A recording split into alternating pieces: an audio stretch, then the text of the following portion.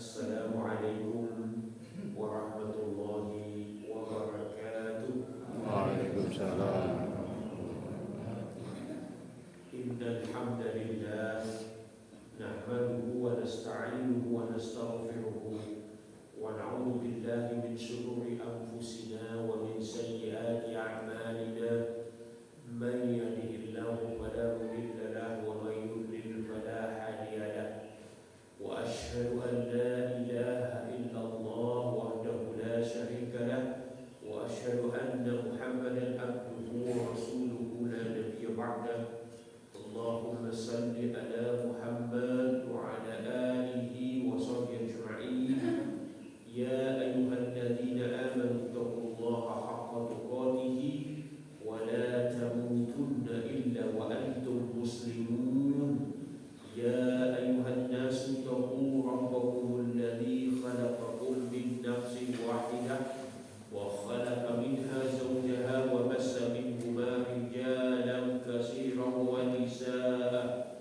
Wattaqullaha alladzi tasaaluna bihi wal arham. Innallaha kana 'alaykum raqiba. Ya ayyuhalladzina amanu taqullaha wa qulu qawlan sadida yuslih lakum a'malakum wa yaghfir lakum dhunubakum wa man yuti'illaha wa rasulahu faqad faza fawzan 'azima. Amma ba'du. Alhamdulillah, segala puji bagi Allah, kita telah menunaikan salat subuh berjamaah tepat waktu di masjid. Innal fajri kana mas'uda. Sesungguhnya salat subuh itu disaksikan oleh para malaikat dalam pergantian tugas dinas malaikat malam hari dan siang hari. Insyaallah mudah-mudahan nama kita daripada waktu salat terbawa dalam catatan malaikat untuk disampaikan kepada Allah. Amin. Semoga Bapak dan Ibu semuanya dalam keadaan sehat walafiat pada pagi Ahad yang berbahagia ini. Sebagaimana biasa kita buat taklim pada subuh Ahad. Judul kita kali ini mengenai sholat Jumat, pembukaannya saja, tapi intinya sholat fardu dan sholat lainnya.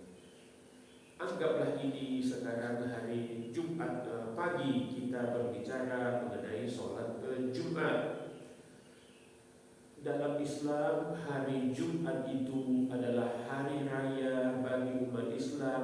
Satu pekan sekali dalam hari Jumat disebut dengan Sayyidul Ayyam, penghulu dari semua hari.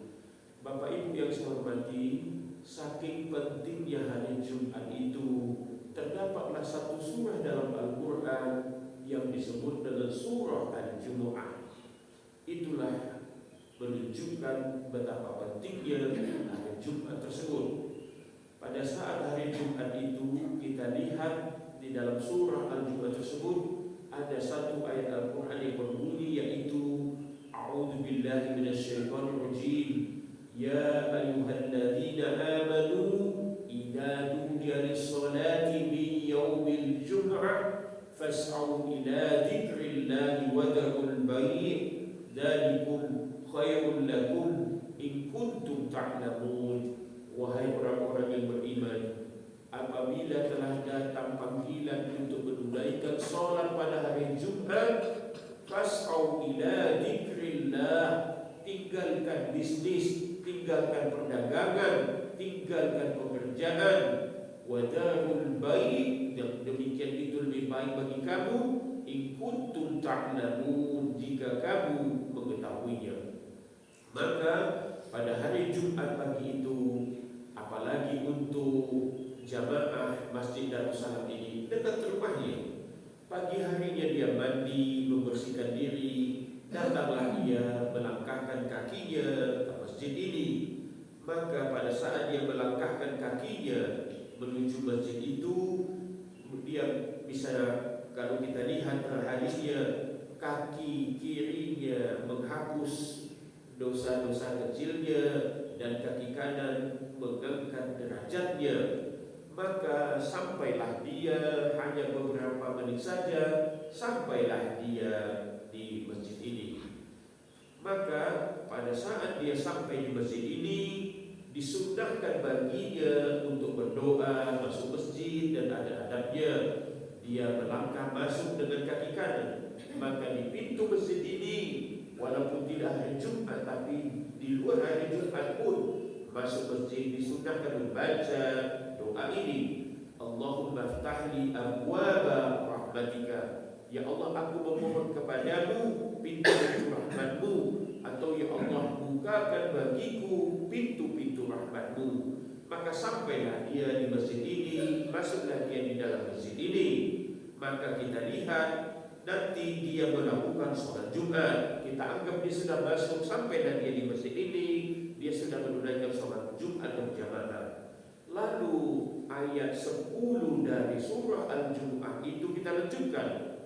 فَإِذَا قُضِيَتِ الصَّلَاةُ فَانْتَشِرُوا فِي الْأَرْضِ وَابْتَغُوا مِنْ فَضْلِ اللَّهِ وَاذْكُرُوا اللَّهَ كَثِيرًا لَعَلَّكُمْ تُفْلِحُونَ.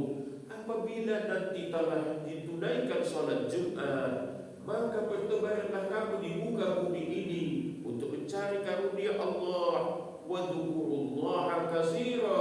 Pada waktu mencari karunia Allah itu, ingatlah Allah banyak-banyak. Supaya apa? La'allakum tuflihun, agar kamu menjadi orang yang beruntung. Supaya kamu menjadi orang yang beruntung. Maka kita anggap sekarang dia sudah selesai sholat Jumat, maka dia meninggalkan masjid ini. Maka dia keluar dari masjid ini.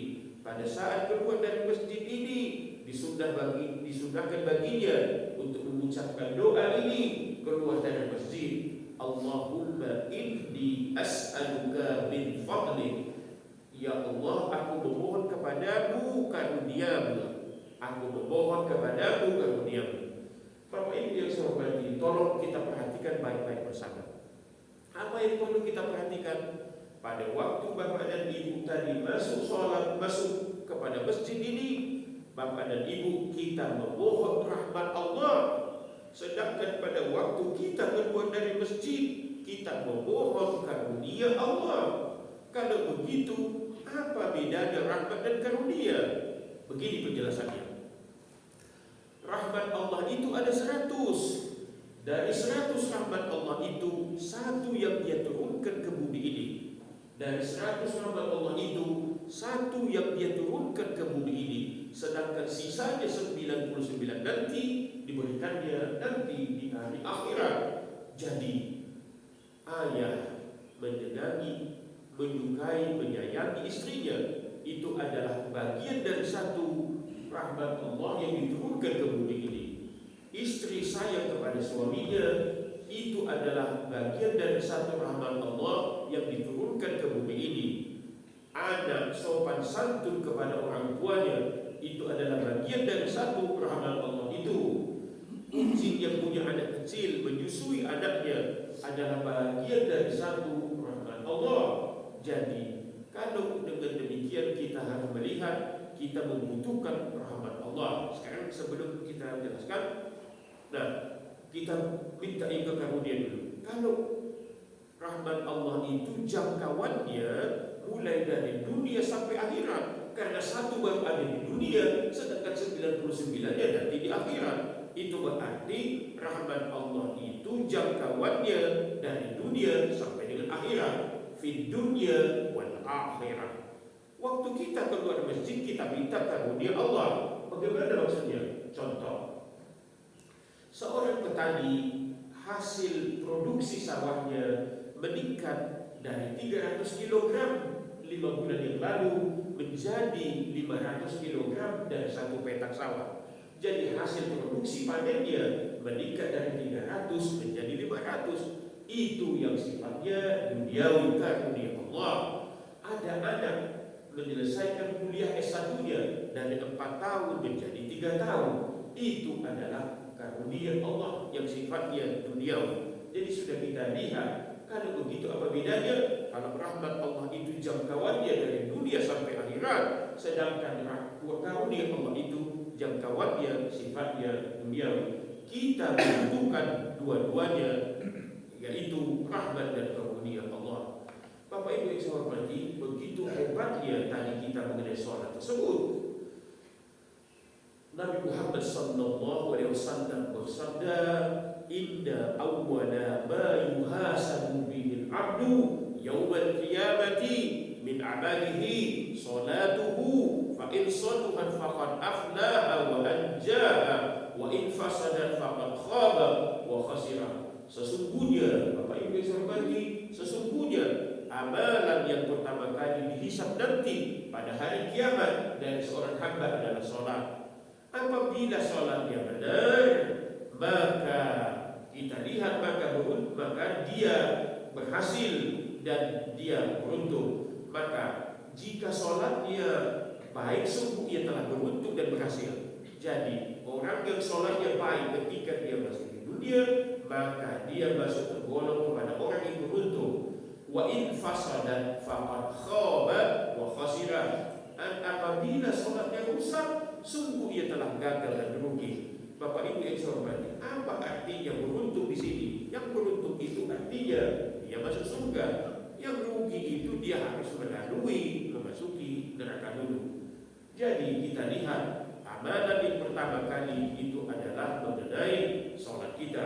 Oleh karena itu saya menghimbau kepada kita semuanya agar menjaga sholat kita, yang utamanya yang sholat fardu. Sholat fardu untuk laki-laki kita lakukan berjamaah tepat waktu di masjid.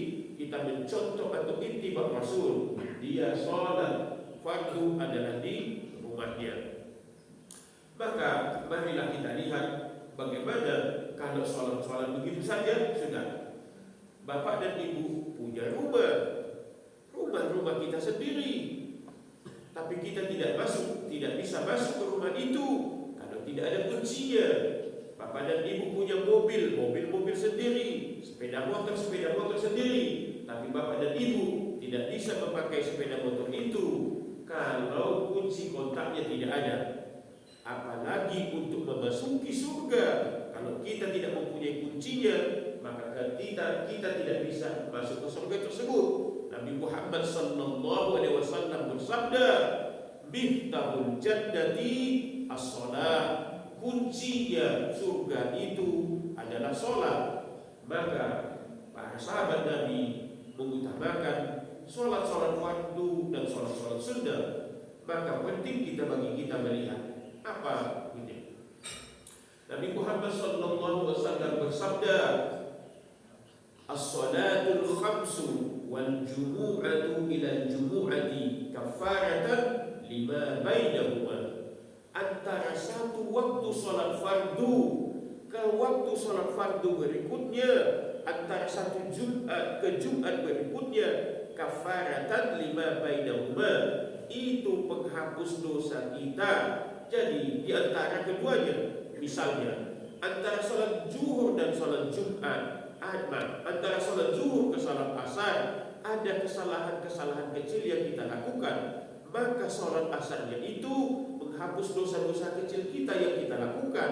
Ternyata dari asar ke maghrib ada dosa-dosa kecil yang kita lakukan, maka dengan sholat maghrib terhapus dosa-dosa kecil kita. Jadi antara satu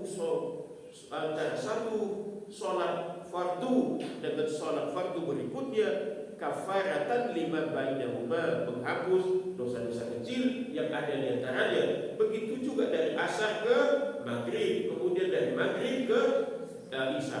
Dan juga wal jumu'atu ila jumu'ati, dari satu Jumat ke Jumat berikutnya, itu menghapus dosa-dosa kita kecil yang ada di antaranya sepanjang kita menggugurkan dosa kita. Jadi oleh karena itu kita perlu istiqamah. Dari hadis saya ambilkan dari hadis Muslim nomor 23. Bapak Ibu yang saya hormati, tadi sebelum memulai sholat subuh itu kita lakukan sholat sunnah fajar 2 rakaat. Nabi Muhammad sallallahu alaihi wasallam bersabda, "Raka'atul fajri khairum minad dunya wa ma fiha." 2 rakaat sholat sunnah fajar tadi yang kita lakukan lebih baik dari alam ini dan seisinya. Saya ulangi, khairum minad dunya wa ma fiha, lebih baik dari alam ini dan seisinya. Di alam ini ada tambang emas, ada tambang batu bara, ada tambang nikel, ada tambang minyak, ada hutan, ada gunung, ada lautan, ada taman, ada rumah mewah, ada jalan yang bagus, semuanya ada. Salat sunnah 2 rakaat yang kita lakukan tadi lebih baik dari itu semuanya. Oleh karena itu sebenarnya orang Islam itu adalah kaya karena dengan salat sunnah 2 rakaat itu saja tadi itu lebih baik dari alam ini dan seisinya. Berikutnya kita melihat, saya sebelum sampai di sini kita melihat keutamaan, atau saya pindah dulu ke sini. Dalam surah Al-Baqarah 153, A'udzubillahi minasyaitonirrajim. Ya ayyuhalladzina amanu ista'inu bis-sabri was-shalah innallaha ma'as-sabirin. Wahai orang-orang yang beriman, jadikanlah sabar dan salat sebagai penolongmu. Sesungguhnya Allah beserta orang-orang yang sabar. Maka itu berarti dalam setiap kali ada kesulitan, kepayahan, tantangan apapun yang kita lakukan, hendaklah kita jadikan sabar dan sholat itu menjadi penolong kita. Maka kita lihat dulu sabar. Waktu pernah kita kajian sebelumnya tentang makna sabar. Maka masih ingat Bapak Ibu apa pengertian sabar waktu itu? Masih ingat?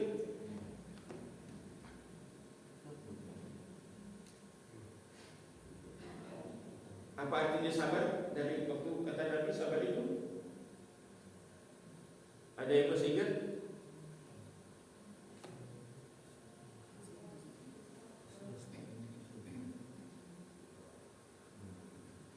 Bapak masih ingat? Inda sabru inda khutbatil ula. Sesungguhnya sabar itu adalah pada saat peristiwa pertama kali terjadi. Bapak dan ibu mobilnya tabrakan, bapak dan ibu terjatuh. Apa yang bapak ibu lakukan pada saat pertama kali terjadi? Mobil ambulans datang melakukan bantuan. Nanti setelah beberapa saat kemudian polisi lalu lintas datang memberi bantuan pada saat beberapa saat kemudian. Bukan itu.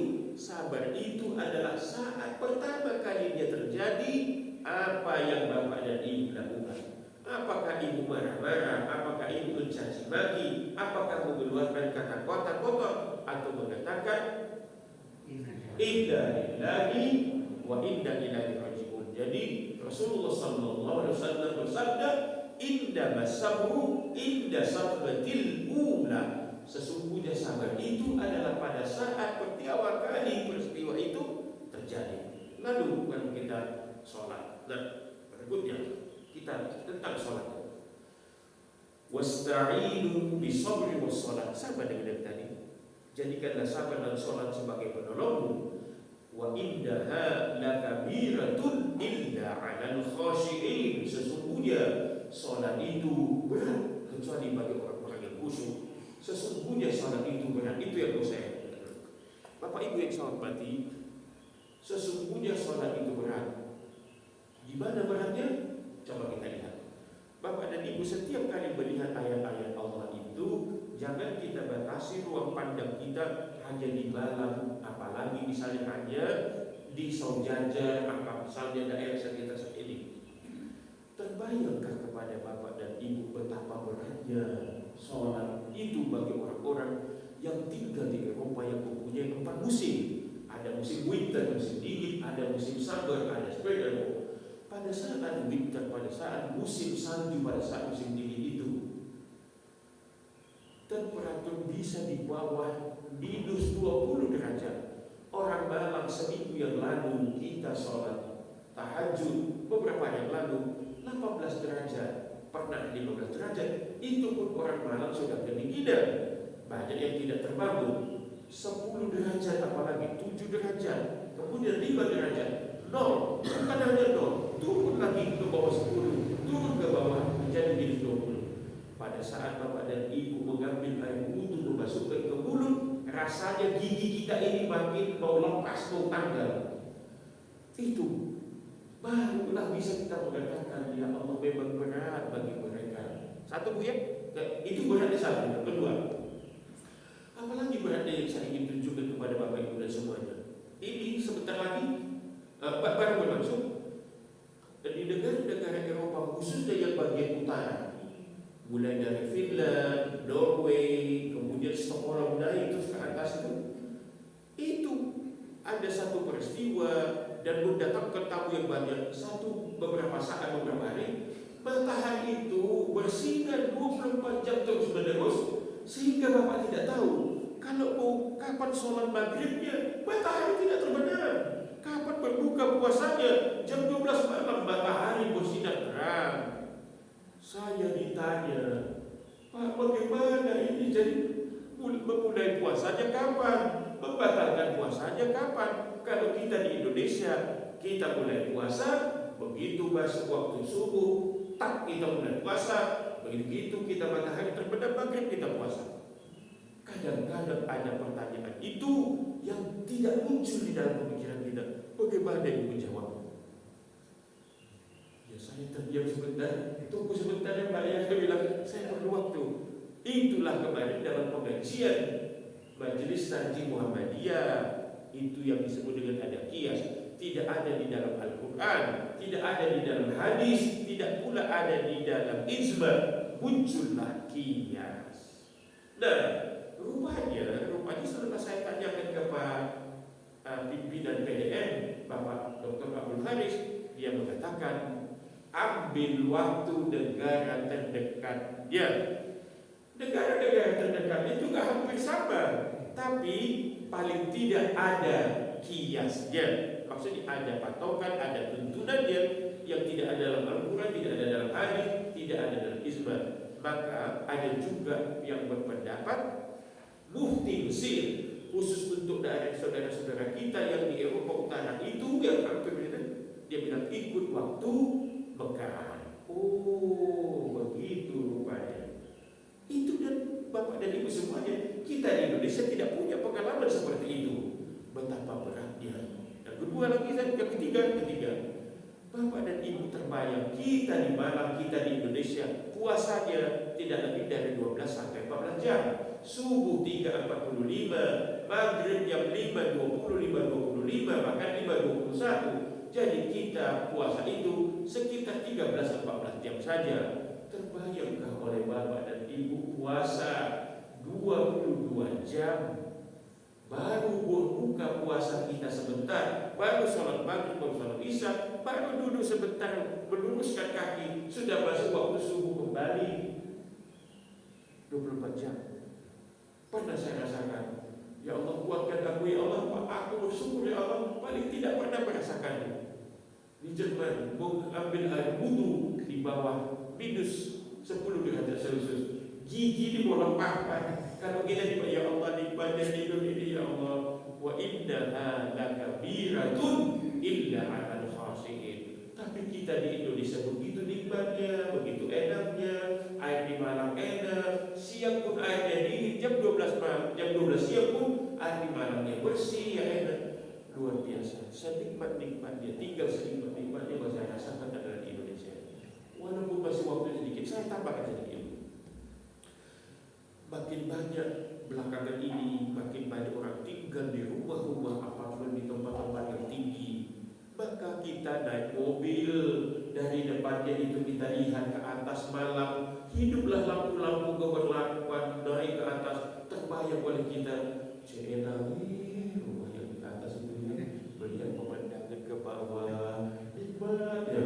Rumput tetangga selalu lebih hijau dari rumput sendiri, padahal sebenarnya rumput kita lihat. Bapak tahu dan Ibu kesulitannya bagaimana?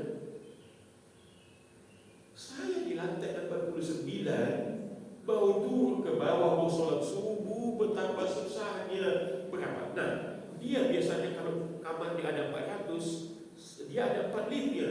Tapi kalau jam 2 malam, jam 3 malam, biasanya 1 liftnya yang dihidupkan.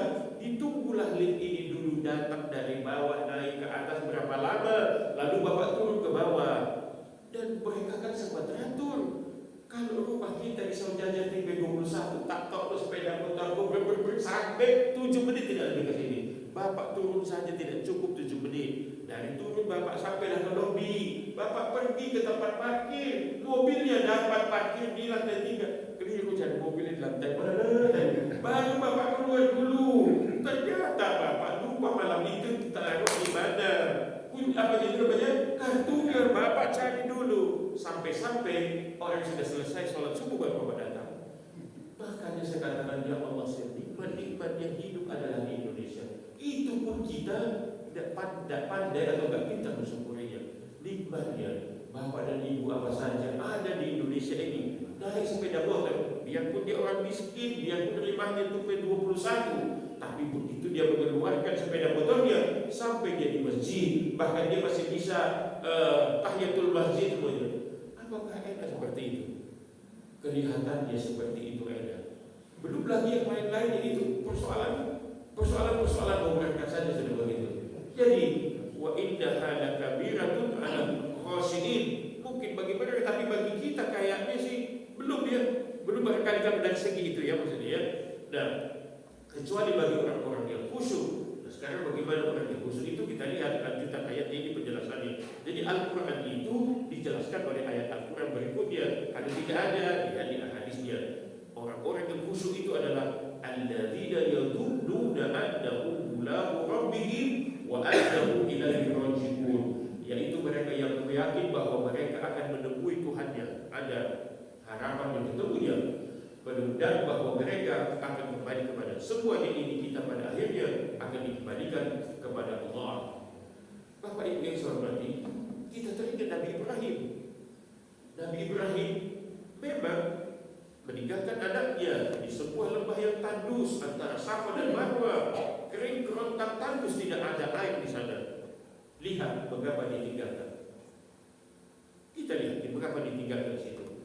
Rabbana inni askantu min dzurriyyati biwadin ghairi zi zar'in inda baitikal muharram. Rabbana liyuqimus sholata faj'al af'idatan minan nas tahwi ilaihim warzuqhum minas samarati la'allahum yashkurun. Ya Tuhan kami, Bapak kalau berdoa di dalam bahasa Arab itu jangan karena Bapak sendiri berdoa, tidak. Kalau Bapak ganti Rabbi itu bukan berdoa. Berarti kita berganti. Beberapa ulama yang saya tanyakan, jangan ganti walaupun Anda seorang sendiri yang berdoa, tapi kalau kita ambil doanya ini Rabbana, tetap Rabbana. Walaupun kita sendiri, ya Tuhan kami. Berarti kita banyak tuh. Walaupun ibu dan bapak sendiri yang berdoa, jangan ganti. Saya tanyakan langsung, saya tanyakan ke bapak sendiri, jangan ganti. Kalau Anda ganti, Anda tidak berdoa seperti yang di Al-Quran itu. Jadi jangan ganti, tetaplah Rabbana ya Rabbana. Rabbana, ya Tuhan kami, sesungguhnya aku telah menempatkan sebagian dari anak cucu keturunanku di lembah yang tidak mempunyai tanaman-tanaman di dekat rumah engkau Baitullah yang dihormati. Mengapa ditaruh di situ anaknya?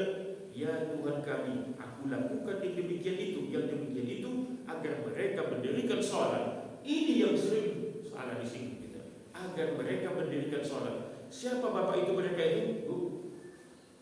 Siapa mereka itu? Agar mereka itu, maksudnya mereka itu siapa? Yang ditinggalkan di situ adalah anaknya yang bernama Ismail dan ibunya yang bernama agar mereka, berarti ada cucunya. Inilah yang sering menjadi perdebatan di dalam kajian-kajian. Beberapa ustaz mengatakan, ini ya, bukan itu topik kita ya, tapi maksudnya begini. Ada hadis Nabi yang berbunyi, sebaik-baik perempuan sholat itu adalah sholat di kamarnya. Tapi ada juga yang counter yang mengatakan Nabi Ibrahim, ini ayatnya. Mengapa ditinggalkan? Agar anakku dan istriku, agar mereka sholat di dekat rumahku. Bakti pada waktu itu itulah mereka mestinya. Ya, tapi itu betul bahasa kita. Maksud saya ini contohkan aja. Ada yang mengatakan kalau suaminya membawanya ke masjid itu lebih baik. Kira-kira begitu ya. Jadi Nabi Ibrahim saja membuat begitu. Inna baina rajuli wa baina syirki wal kufri tarku salati. Yang membedakan seseorang dengan kesyirikan dan kekufuran tarku salati adalah meninggalkan sholat. Jadi orang yang meninggalkan sholat masuklah dia ke dalam kesyirikan dan kekufuran. Itu artinya. Oleh karena itu kita harus menjaga sholat kita supaya tepat waktu di masjid berjamaah. Ada lagi sih, ambil yang singkat saja.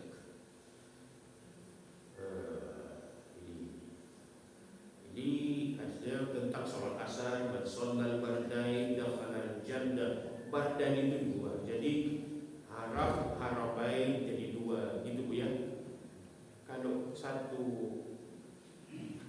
haramain itu maksudnya dua kota suci, yaitu Mekah dan Madinah. Kalau kiblat satu namanya kiblat. Kalau dua kiblatain, dulu pernah ke Baitul Maqdis, lalu ke di Mekah yang terakhir. Jadi dua. Apalagi rakaat al-fajri tadi sudah kita sebut ya. Jadi man shallal bardain dakhala jannah. Barang siapa yang menunaikan mengerjakan dua waktu, yaitu asar dan subuh, maka dia akan masuk surga. Oleh karena itu kita usahakan jangan yang pergi terbang sering pagi hari, pesawatnya terbang jam 5. Kalau dia sholat subuh dulu sering terbang. Jadi kita usahakan walaupun kita tidak sempat sholat subuh berjamaah, pada waktu kita sudah masuk ke pesawat itu, kita sholat sendiri. Jangan. Apa yang terjadi tanggal 21 Juli yang lalu, pesawat itu jam 6 baru terbang dari Bandara Juanda Internasional menuju ujung Pandang atau Makassar. Setelah 15 menit pesawat itu terbang, datang pengumuman, adakah di antara penumpang yang berprofesi sebagai pilot? Belum. Adakah di antara penumpang yang berprofesi sebagai dokter? Tiba-tiba datang seorang penumpang, ada yang berprofesi sebagai dokter menuju kokpit. Penumpang belum tahu, biasa saja. Rupanya dokter tersebut kembali dari ruang kokpit, kembali ke tempat duduknya. Nampaknya dokter itu tidak bisa memberikan bantuan karena begitu sering. Setelah dia duduk, datang pengumuman yang kedua. Adakah di antara penumpang yang berprofesi sebagai pilot, Bapak dan Ibu di dalamnya? Apa yang Bapak Ibu rasakan? Baru terjadi tanggal 21 Juli yang lalu. Terjadi dari Bandara Juanda ke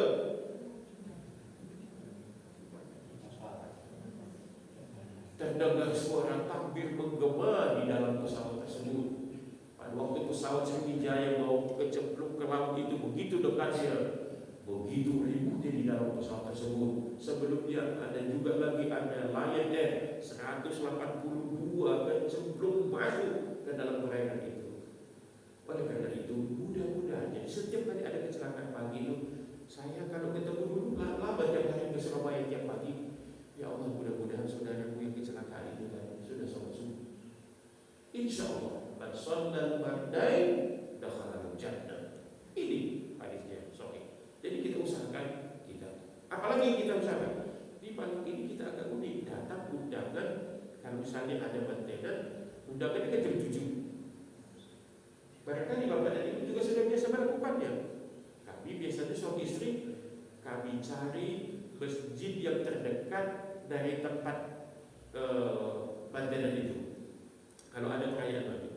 Kalau misalnya di UM itu kita sholat di Man. Yang dekat situ kan ada Man, daripada terlambat. Pokoknya jangan terlewat sholat isya. Kita usahakan kita sholat isya dulu, setelah itu kita datang. Kalau misalnya kita tidak kebagian makanan, tidak apa-apa, tapi kita datang sebagai memenuhi undangan kita. Jadi kita harus jaga. Kalau dulu model lama kita pergi ke Surabaya, banyak bertanya teman-teman, nanti kita makan siangnya di mana? Kita ganti sholatnya di mana? Dan alhamdulillah antara Sunalan dan Surabaya kita bisa memilih. Baru saja masuk kita di jalan pintu tol Malang Saujada, tidak berapa lama setelah itu ada masjid. Tidak berapa lama setelah itu ada lagi masjid. Tidak berapa lama setelah itu ada masjid di Pandaan, di Sidoarjo ada. Itulah yang saya maksudkan betapa nikmat yang hidup di Indonesia ini di mana-mana. Dan tidak, kalau Bapak dan Ibu sakit, tidak ada di mana sakit dan diobati. Tidak ada di malam ini pada saat subuh yang bapak dan ibu tidak mendengar suara azan. Andai kata dia orang yang tidak terbiasa, jauh dari sholat, di mana-mana dia terdengar. Saya berdiri di rumah sakit panti di mana itu, ada saya sakit, pernah masuk di situ. Saya perhatikan ada berapa mesin di belakangnya, luar biasa mana. Ya Allah, nikmat ini. Saya hitung, ada 8. Semuanya itu masuk ke dalam kamar masjid. As-salatu khairun minan naum. Andai kata orang itu tidak biasa sholat atau meninggalkan sholat dan kakinya dioperasi atau kakinya diamputasi, barulah datang keinginan dari Allah. Kalau kakiku sehat, aku ingin berdatangan. Setelah dimanapun di apalagi di rumah sakit Saiful Anwar, di dalamnya itu ada masjid. Apalagi di Saujajar, tiap pojok ada masjid. Walau ya'lamuna, saya ulang, walau ya'lamuna, andaikan mereka mengetahui, walau ya'lamuna ma fil amati wasubhi, apa keutamaan yang terdapat di dalam sholat Isya dan sholat subuh itu, la atahuma, pasti mereka akan datang, walau habwan, pasti mereka akan datang, walau dengan cara merangkak. Walau ya'lamuna ma fil amati wasubhi la atahuma walau habwan, seandainya mereka mengetahui apa keutamaan yang terdapat dalam sholat Isya itu dan sholat subuh itu, pastilah mereka akan datang walau dengan merangkak. Jadi merangkak pun dia datang kalau dia tahu. Jadi kita mesti ulang-ulang kajian. Jangan kita anggap enteng, kita anggap meninggalkan sholat ini sebagai sesuatu hal yang biasa. Jadi kita ambil hadisnya, kita ambil ayatnya, tapi harus kita tarik dalam kehidupan kita sehari-hari. Biasanya setelah anaknya jatuh, anaknya meninggal, baru dia dekat kepada Allah. Jadi sebenarnya ada hikmahnya, ada cobaan. Setelah ayahnya dan ibunya meninggal, barulah dia tahu betapa nikmatnya punya ayah dan ibu itu. Dilihatnya orang-orang pada waktu Idul Fitri, dilihatnya orang datang sungkem kepada ayah ibunya meminta maaf. Dan dia lihat itu, dia sudah kehilangan kesempatan, dia tidak bisa meminta maaf kepada ibunya. Ya Allah, aku menyesal mengapa dulu waktu hidupku aku tidak sungkem atau tidak minta maaf kepada bapak dan ibu. Selalu penyesalan datang kepada kami. Karena itu, selagi kita masih sehat kuat, kita harus menggunakan sebaik-baik. Ini agak tambahan saja sedikit ya. Kemarin ada pertanyaan saya tambahkan. Dia mengatakan bahwa dia masbuk. Begitu dia masbuk, tapi dia mendapatkan, masih sempat dia Allahu Akbar lalu ruku. Apakah saya masih dapat 1 rakaat? Kalau melihat hadis ini, sepanjang kita masih bisa Allahu Akbar dan mendapatkan rukunya, maka kita mendapatkan 1 rakaat. Dan setelah seperti ini, saya tanya lagi, apa yang saya tanya beberapa pendapat, ada yang mengatakan pendapat la sholatu, tidak ada sholat kalau tidak Al-Fatihah, kalau tidak baca Al-Fatihah. Jadi ada juga pendapat mengatakan kalau Anda belum sempat membaca Al-Fatihah, maka Anda tambah nanti 1 rakaat lagi karena ada ketinggalan. Tapi ada juga yang berpendapat ini hadisnya. Pokoknya selagi dia dapat mendapatkan rukunnya, maka dia berarti sudah dapat 1 rakaat itu. Ya, kira-kira begitu. Itu sekedar tambahannya, tentu saja. Oke. Jadi alladzi tafutuhu sholatul asri ka'annama mutira ahlahu wa lahu. Barang siapa orang-orang yang meninggalkan sholat asar, bagaikan ia kehilangan anggota keluarganya dan juga hartanya. Ka'annama mutira ahlahu, bagaikan dia kehilangan atau dia kehilangan ahli keluarganya, wa malahu, dan harta bendanya. Jadi itulah sebabnya kita tahu barang siapa orang-orang yang meninggalkan sholat asar itu bagaikan ia kehilangan anggota keluarganya dan kehilangan hartanya.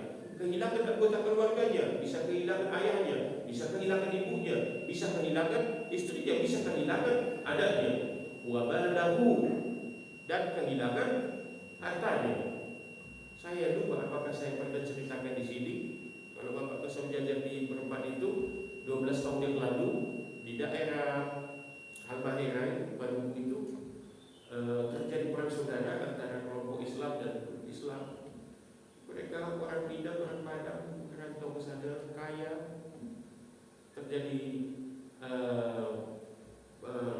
perang begitu, perang negara itu habis tidak ada. Dia bilang, "Aku dapat 3 baju." Saya tahu, saya bilang, "Tinggal ini baju saya," kata saya tidak punya apa-apa. Merantau mereka ke saudara. Dengan sabar dia, Allah ganti kita kali berlipat ganda. Subhanallah, saya waktu mendengar itu saya benar. Mengapa benar saya?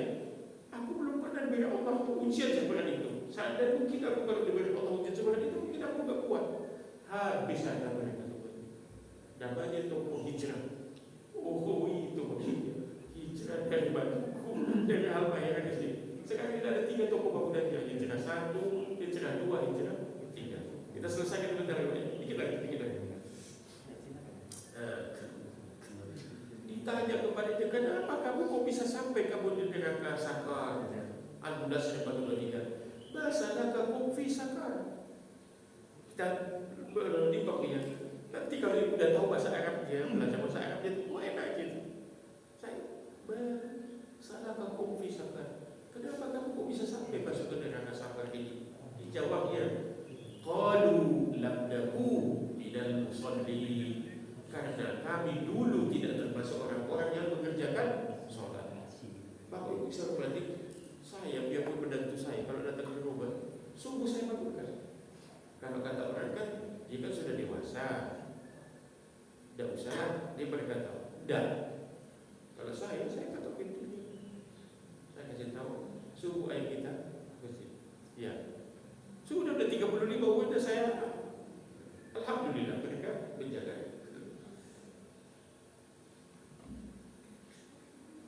Hidup kita ini yang permanen bukanlah di dunia ini. Hidup kita nanti adalah di akhirat. Ayatnya Al-Qasas ayat 77. Wabtaghi fima ataqallahu daral akhirah.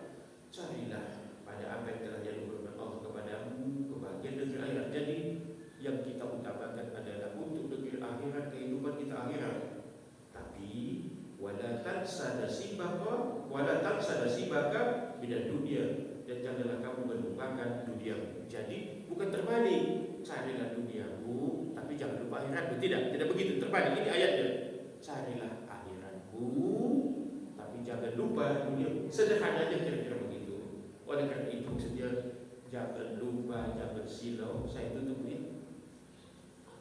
Lihat orang rumahnya bagus-bagus, mobil pintunya dibukakan, waktu jalan mobil dibukakan pintunya, ditutupkan pintunya, ada supirnya. Wah enak, silau kita.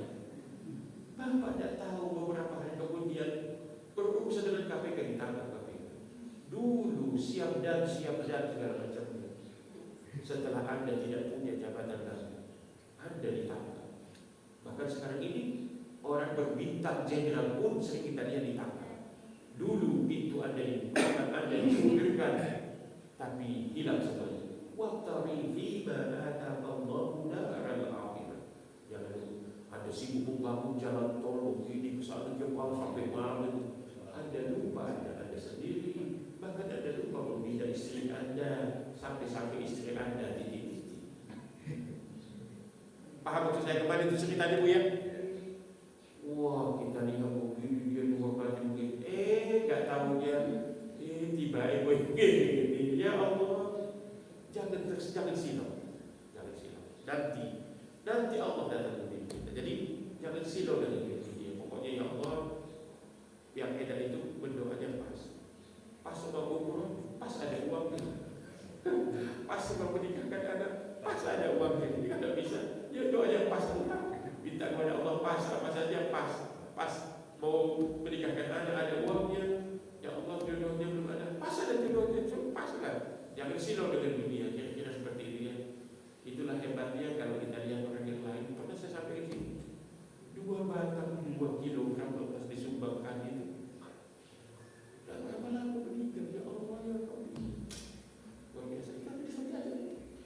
Ibu-ibu kan 2 kilogram lepas. Ada yang berbunyi bahkan 1 juta, ya Allah. Jadi akhir kehidupan kita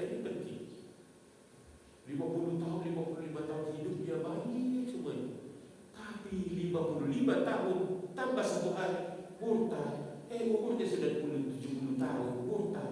Aku meninggalkan Islam saking bangganya, dimasukkannya lagi ke TV. Astagfirullah. Dan dedek kau kalau kata orang Medan. Kau udah dedek kau udah 70, kau bangga pula kau kata mau masuk. Tahu maksudnya Bu ya? Tahu saya kita sebut ya? Tidak usah. Nanti bahaya kalau kita sebut apa itu. Ya insya Allah mudah-mudahan kita semuanya dengan Quran dengan yang husnul khotimah. Gitu Bu ya. Kita tutup dengan doa kafaratul majlis.